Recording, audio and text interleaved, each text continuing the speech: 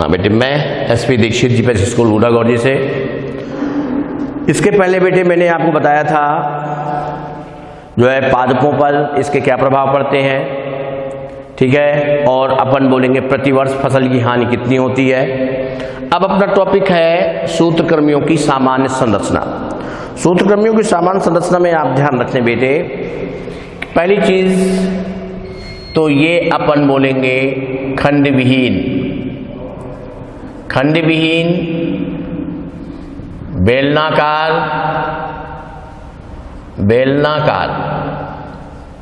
ठीक है ना, बेलनाकार, और अपन बोलेंगे क्रमिनुमा होते हैं, क्रमिनुमा, ठीक है। इसके बाद दूसरा अगर अपन देखें, दूसरा कैरेक्टर आप ध्यान रखेंगे, इसी में मैं आपको बता दूं, इनके जो दोनों सिरे जो होते हैं, इनका अग्र और पश्च सिरा नुकीला होता है। कैसा होता है? नुकीला होता है। दूसरा आप ध्यान रखेंगे, ये अपन बोलेंगे मिथ्या देह गुहकी होते हैं। मिथ्या देह गुहकी पहले भी आपको बताया गया है कि जिनमें अपन बोलेंगे जो देह गुहा जो होती है, मतलब देह भित्ति और आहार नाल के मध्य जो गुहा पाई जाती है उसको अपन क्या बोलते हैं? देह गुहा बोल देते हैं। जब देह गुहा दोनों ओर से स्तरित नहीं होती है तो अपन बोलेंगे क्या हो करते हैं? उसको मिथ्या देह गुहकी कहते हैं, ठीक है। तीसरा आप ध्यान रखें, बाह्य आवरण, बाह्य आवरण किसका बना होता है? क्यूटिकल का बना होता है, जो अपन बोलेंगे अम्लीय और क्षारीय प्रभावों से क्या करती है? इसकी सुरक्षा करती है। और इस क्यूटिकल का जो निर्माण जो होता है, इसका निर्माण अपन बोलेंगे अधिचर्म की कोशिकाओं के द्वारा इसका निर्माण होता है। अधिचर्म की कोशिकाओं के द्वारा इसका निर्माण होता है।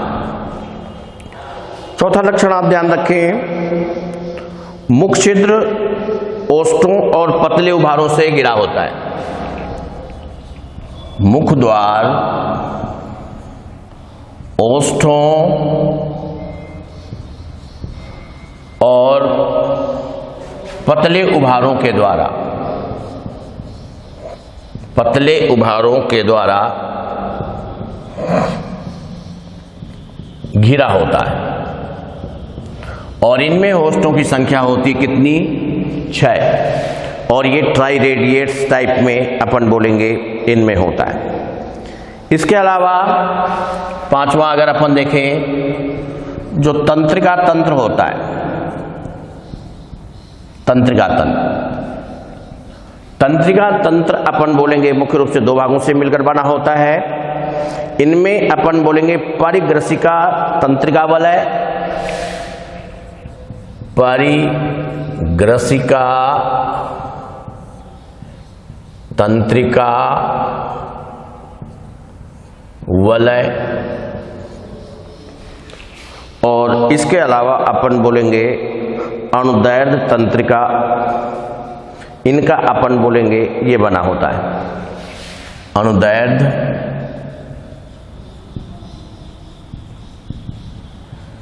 तंत्रिका, ठीक। उत्सर्जन तंत्र, उत्सर्जन तंत्र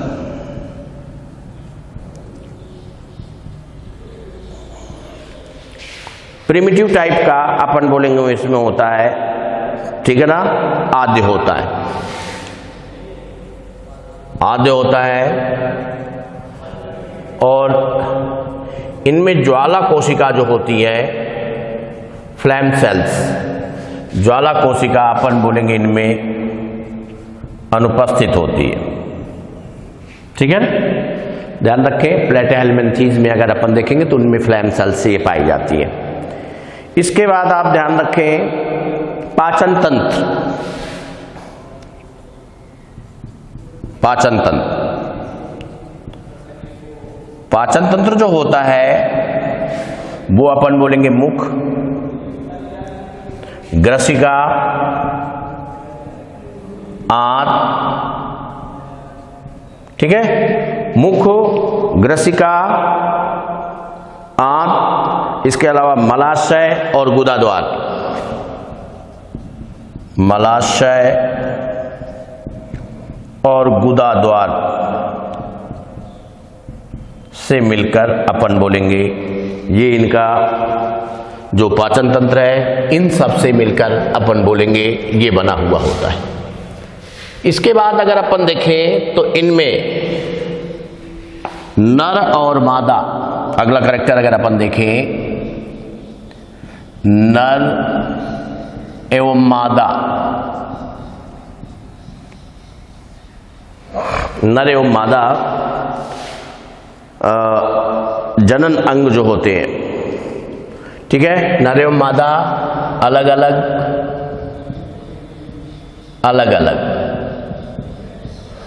और नर जनन तंत्र में अगर अपन देखें, यहां ध्यान रखना आप, नर जनन तंत्र के अंतर्गत प्राणिदेशक, प्राणिदेशक, इसके अलावा वृषण, वृषण के अलावा शुक्रवाहिनियां, ठीक है, वृषण के अलावा इनमें अपन बोलेंगे शुक्रवाहिनियां और इसके साथ साथ कंटक और प्रपुटी, कंटक और प्रपुटी, जिसको वर्षा बोलते हैं, वर्षा और गुदा, ये किसके अंतर्गत आ जाते हैं? ये अपन बोलेंगे नर जनन तंत्र के अंतर्गत आ जाते हैं, ठीक है बेटे। अब इसमें अगर अपन देखें मादा जनन तंत्र, मादा जनन तंत्र, मादा जनन तंत्र में आप ध्यान रखना, इसके अंतर्गत अगर अपन देखें अंडाशय, अंड नलिकाएं, अंडाशय, अंड नलिकाएं,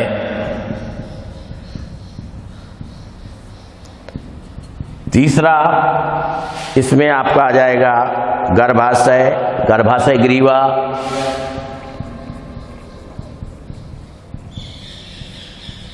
गर्भाशय ग्रीवा, ग्रीवा, और पांचवा इसमें आ जाता है ये आपका ये भाग आ जाता है, ठीक है बेटे। इसके बाद आप ध्यान रखें, इनमें अगर अपन देखें तो इनमें अपन बोलेंगे परिसंचरण तंत्र, परिसंचरण तंत्र और श्वसन तंत्र, श्वसन तंत्र, ये आपका बेटे क्या होता है, ये अनुपस्थित होता है, ठीक है। इसके अलावा अगर अपन इसमें देखें तो ये अपन बोलेंगे बेटे अंडप्रजक, या अपन बोलेंगे अंडजरायुज, ये अंडजरायुज होते हैं। इनमें अगला कैरेक्टर अगर अपन देखें तो इनमें बेटे विदलन निर्धारी होता है, इनमें विदलन क्या होता है, निर्धारी।